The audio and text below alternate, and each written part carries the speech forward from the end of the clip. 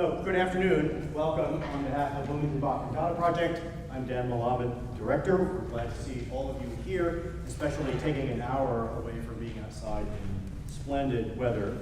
The work we do here is to present cantatas of J.S. Bach in performances modeled on his own, based on what sources and historical evidence tells us he did to present these pieces, a chance to hear them perhaps in a different way than you have heard before. The work we do, I think, is that me feeding back? All right, I think I'm going to stand here. The work we do is supported by a generous donation. The names of donors are in the program. I encourage you to consider joining that group if you were not in it. It makes possible our presentations of these cantatas month after month, free admission. Our next performance, as you will see in the program, is coming up very soon. It's 2 weeks from today on November 6th. This has come from the complication of the November calendar with all things going on. So we will see you here again, we hope, in 2 weeks. A quick turnaround. Keep in mind that Bach's turnaround was a week. Week after week after week after week. We can probably manage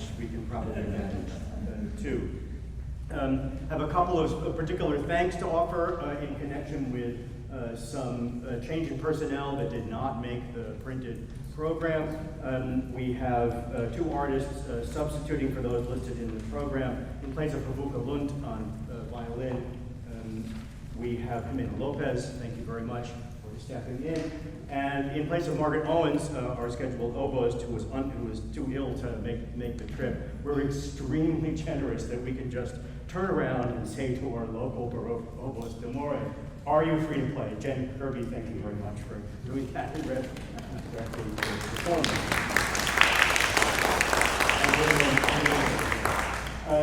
Our routine is to hear a performance of the cantata, then a short talk about it, and then a second hearing of the cantata. And as I say every time, and mean every time, we hope that in that second performance you will hear new and different things. Welcome once again.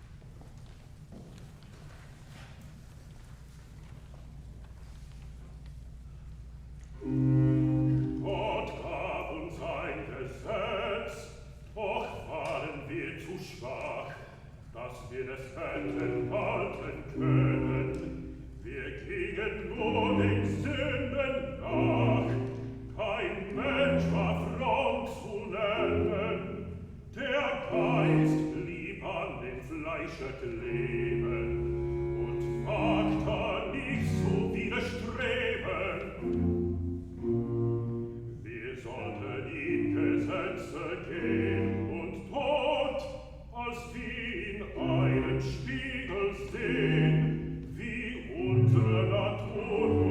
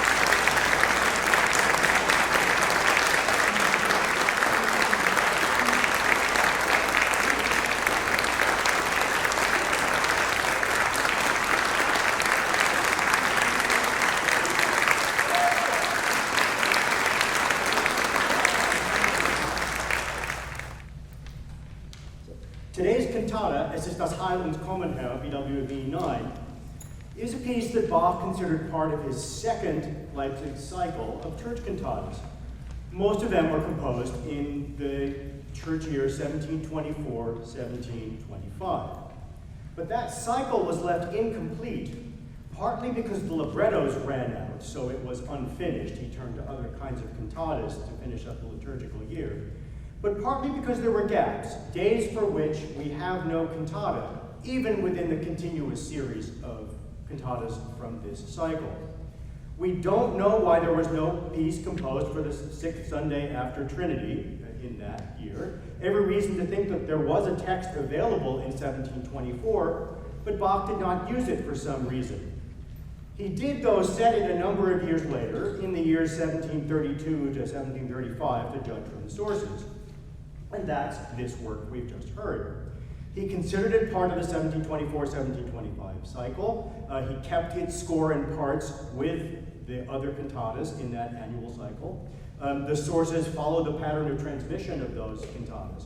And of course, as you probably noticed, it matches the construction of those other works. The first and last stanzas of the hymn are set with their melody as the opening and closing movements of the cantata. First in a large choral movement, and then last, as here, usually in a simple harmonization. And then the inner stanzas of the hymn are recast as poetry meant to be set as recitatives and arias. That is, a librettist turns a chorale, multiple stanzas of a strophic piece, into a modern cantata libretto, which mixes, in this case, chorale poetry with newly written poems. Now, the choice of a chorale for a given day within this cycle was an interesting matter. For some occasions, the choice was seasonal, for events, for example, in the life of Jesus, Christmas, New Year, and so on, or something like St. John's Day, or the feasts in honor of Virgin Mary. The librettist chose a hymn for those occasions, seasonal hymns, in the same way that somebody writing a Christmas piece now might pick a Christmas carol or a Christmas hymn. But other cantatas in the cycle rely on theological links to the gospel for the day, and they're often reasonably clear. For the first Sunday after Trinity, for example, the gospel reading tells the story of Lazarus and a rich man and warns of the possibility of eternal punishment. And that idea of eternal punishment is taken up in the chosen hymn, O Ewigkeit du Donnerwort, O eternity, you thunderous word. Or for the 10th Sunday after Trinity, whose gospel reading tells of the destruction of Jerusalem, or Jesus' reaction to and retelling of the destruction of Jerusalem, said in Lutheran theology to have been caused by the inhabitants' sinfulness. The hymn chosen is Nimm von uns her, du treuer Gott, a hymn that asks for remission of punishment that is earned through sin. You can hear that piece right here, in fact, in January, a most extraordinary thing. So what's the connection here with the hymn, Es ist das Heil uns kommen, Herr? This is one of the very earliest Lutheran chorales. It shows up in the very first hymnals in the years 1523 and 1524. That's right, 15. I usually say 1723, 1724 here, talking about Bach. But these go back to the very first printed hymns of the New Lutheran Church. And you can begin to understand the connection of this hymn to the day from the three recitatives in this piece, movements 2, 4, and 6.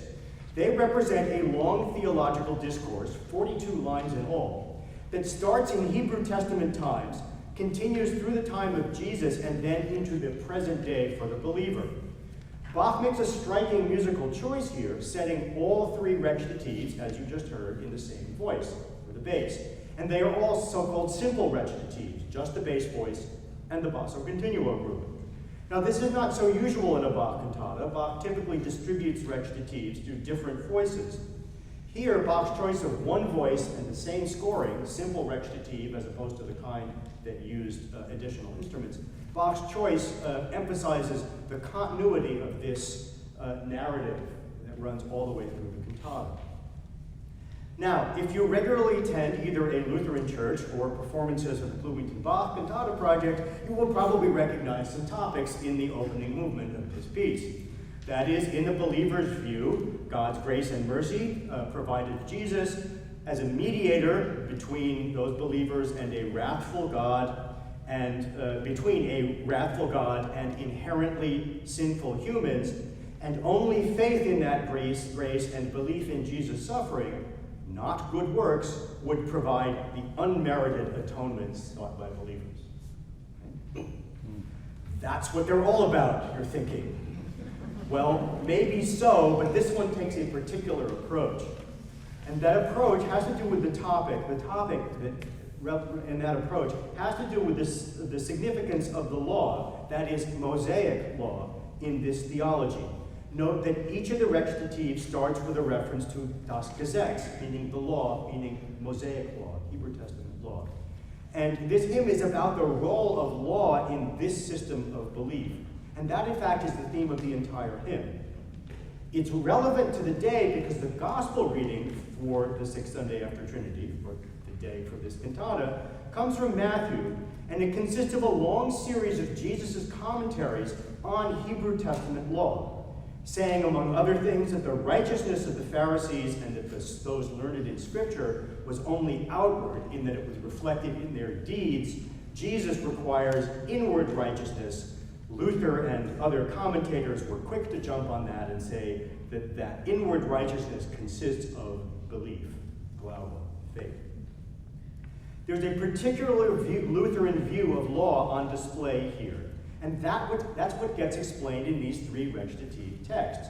In the first recit, we hear that humankind was too weak to follow the law and pursued sin instead, and it's specified that what the adherent is supposed to learn from the law is about humankind's fundamental depravity, coming, of course, from the original sin in this view during the fall in Eden, and stresses humankind's inability to help itself.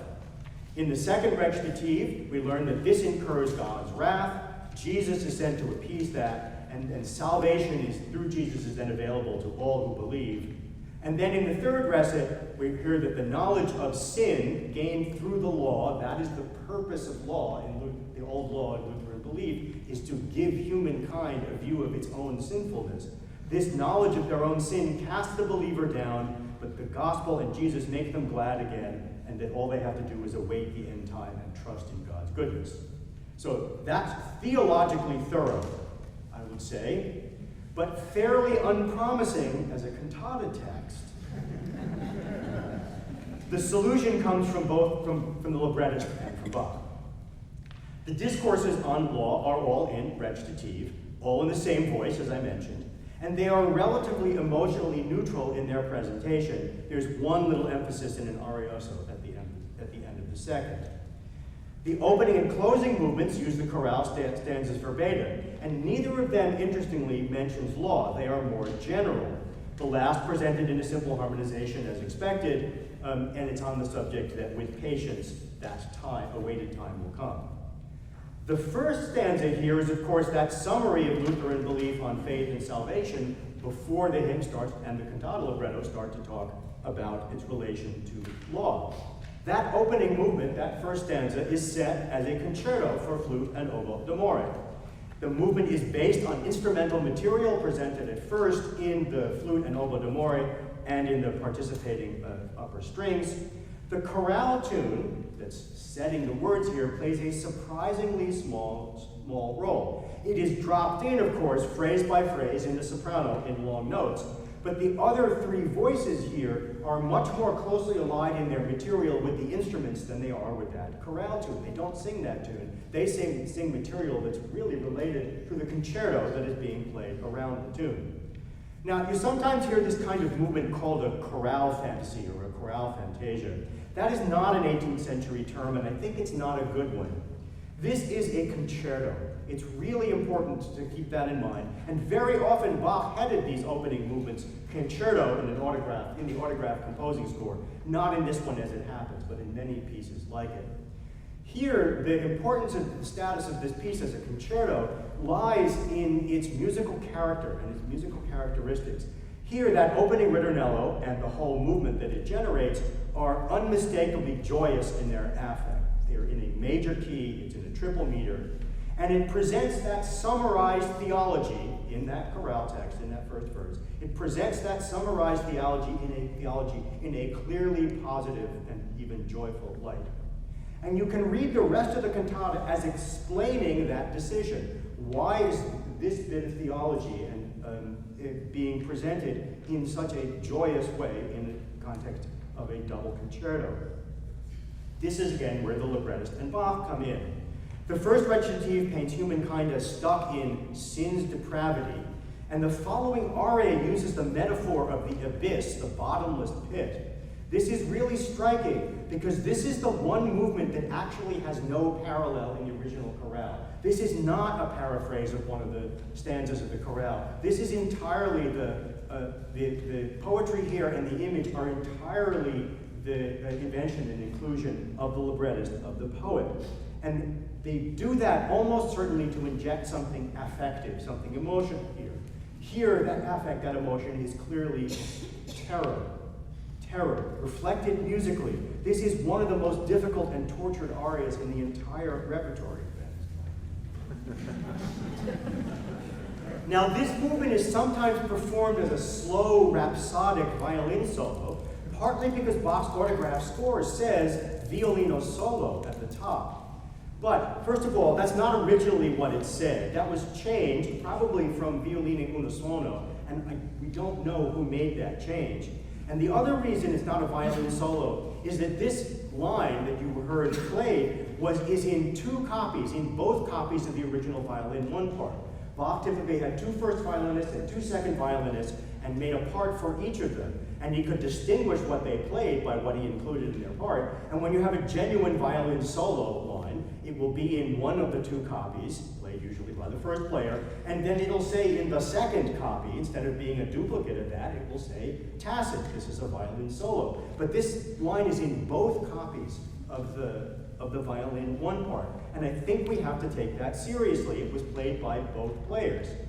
Every recording I know uses solo violin.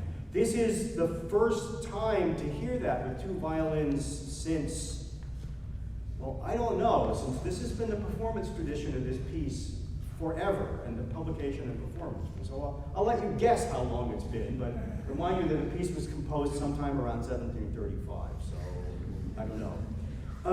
Every recording I know uses solo violin, and often plays it in a somewhat rhapsodic way. I don't think that's right.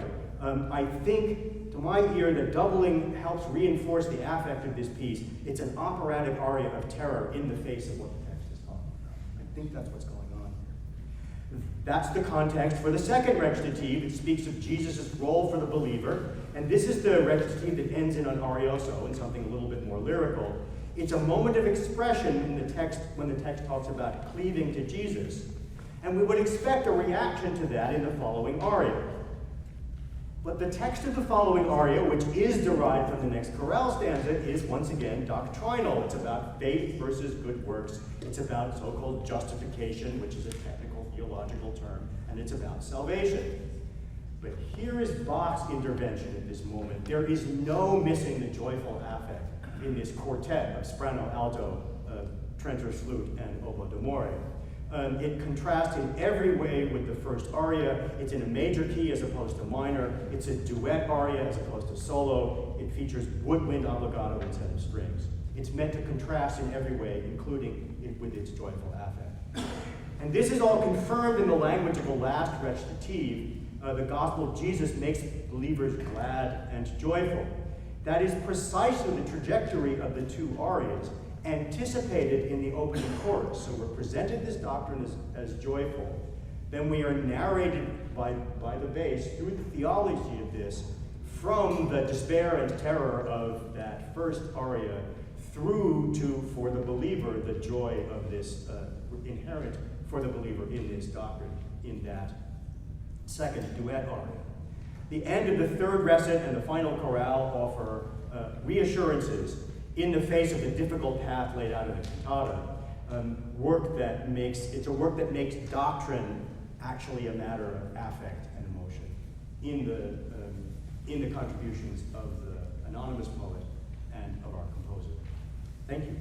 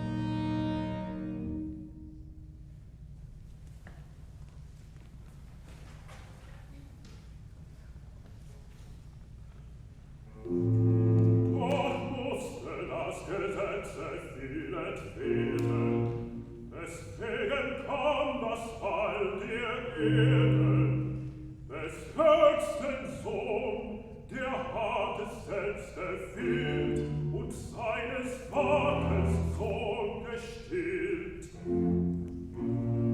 Durch sein und schuldig sterben ließ uns Hilfe erwehren.